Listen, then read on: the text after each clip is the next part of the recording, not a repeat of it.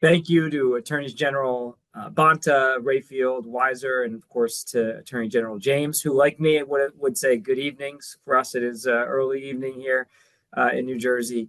Um, this is an absolutely critical case. Look, we're hearing folks across the country focus rightly on an affordability crisis in every state in America.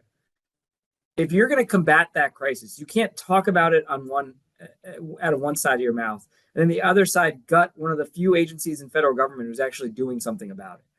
We as attorneys general do this every single day. We stand up for our residents against powerful interests. Until 2008 and the financial crisis, the federal government didn't have an agency dedicated to that mission.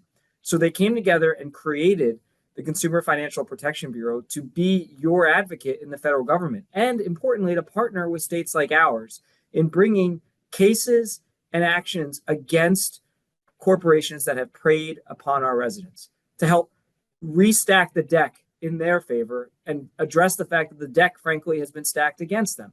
So if you like paying too much in junk credit card fees, or prefer to be saddled with medical debt, or want to go to an auto dealer and get ripped off, or get scammed when you go to buy a house and can't get a mortgage, or pay too much in student loans, then this move that the Trump administration is doing is you're going to love it, because all of those things will happen as a result of them, quote unquote, defunding the Consumer Financial Protection Bureau, using, as AG Rayfield said, a implausible and unbelievable legal interpretation that even the first Trump administration didn't bother to try.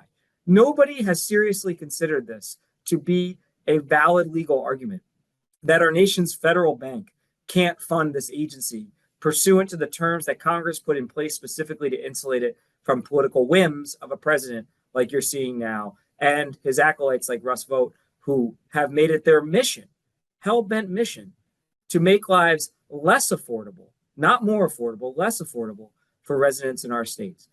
I've partnered with the CFPB, as have all my colleagues, on a number of investigations that have brought billions of dollars back to New Jersey residents for things like systematic discrimination in the mortgage market or widespread fraud in the mortgage servicing market. We've worked with them to combat the student loan crisis. They've been partners in these efforts, and we simply will not solve this crisis if everyone isn't doing everything they can to make our residents' lives more affordable. Some of us, those on this call and the 22 members of this coalition, are doing everything we can. I wish we didn't have to spend our time suing the federal government to get them to just do what they say they care about. Put their money where their mouth is, not defund one of the few places that's actually trying to fight alongside us for ordinary Americans in reducing their costs, making their lives more affordable.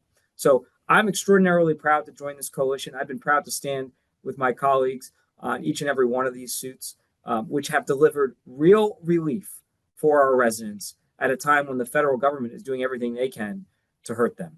It is now my honor to turn the virtual mic over to my great friend from Colorado, Attorney General Phil Weiser.